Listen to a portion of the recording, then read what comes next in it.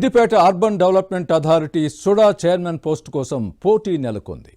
కాంగ్రెస్తో పాటు సిపిఐ నేతలు కూడా సీటుపై కన్నేశారు. సుడా పరిధిని జిల్లా మొత్తానికి విస్తరించడంతో రెండు పార్టీల నేతలు తమ ప్రయత్నాలను ముమ్మరం చేశారు. హస్తం పార్టీ నేతల్లో పోటీ పడుతున్న సమయంలోనే ఇతరులకు అవకాశం ఇస్తారా అనే చర్చ ఇప్పుడు సాగుతోంది. సుడా చైర్మన్ పోస్టు చుట్టూ తిరుగుతున్న రాజకీయంపై ఇన్సైడ్ స్టోరీ.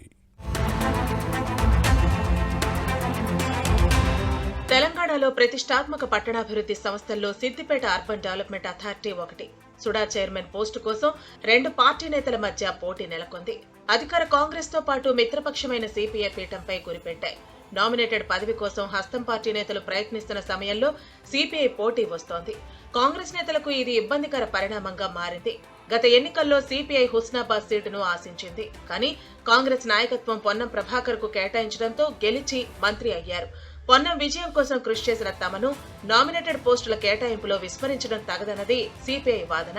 ఎన్నికల సమయంలో సిపిఐకి 2 ఎమ్మెల్సీ పదవులు, మరో 2 కార్పొరేషన్ చైర్మన్ పోస్టులు ఇస్తామని హస్తం పార్టీ హామీ ఇచ్చిందట. ఆ ప్రకారం ఇప్పుడు సుడా పీఠం కోసం సిపిఐ ప్రయత్నిస్తోంది.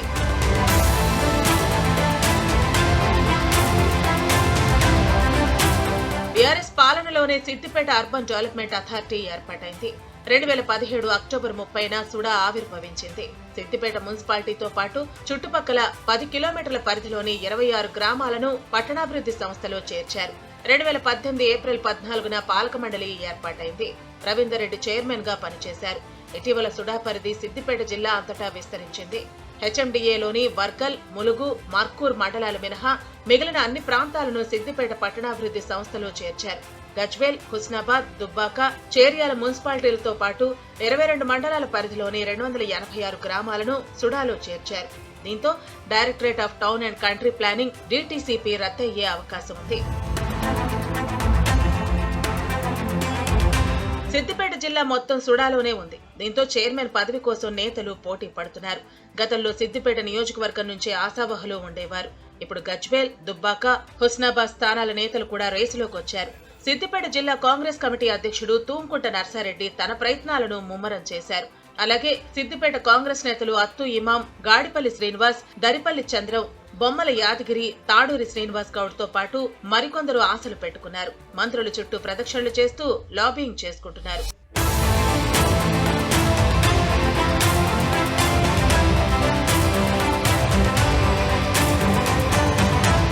మరోవైపు సిపిఐ జిల్లా కార్యదర్శి మంద పవన్ సుడా చైర్మన్ పదవి ఆశిస్తున్నారు. హుస్నాబాద్ లో పొన్నం ప్రభాకర్ గెలుపు కోసం కృషి చేసిన విషయాన్ని గుర్తు చేస్తున్నారు. ఈ పోస్టును తమకే ఇవ్వాలని పట్టుపడుతున్నారు. హుస్నాబాద్ నియోజకవర్గంలో సిపిఐకి బలమైన క్యాడర్తో ఓటు బ్యాంకు ఉంది. దీనిని కాపాడుకునే క్రమంలోనే నామినేటెడ్ పోస్టు కోసం ఎర్రనలు ప్రయత్నిస్తున్నారు. పదవి ఆశిస్తున్న మంద పవన్ ఇదే విషయాన్ని మంత్రి పొన్నం ప్రభాకర్ దృష్టికి తీసుకువెళ్లినట్టు సమాచారం. కాంగ్రెస్ సిపిఐ నేతల్లో ఎవరికి కేటాయిస్తారో చూడాలి.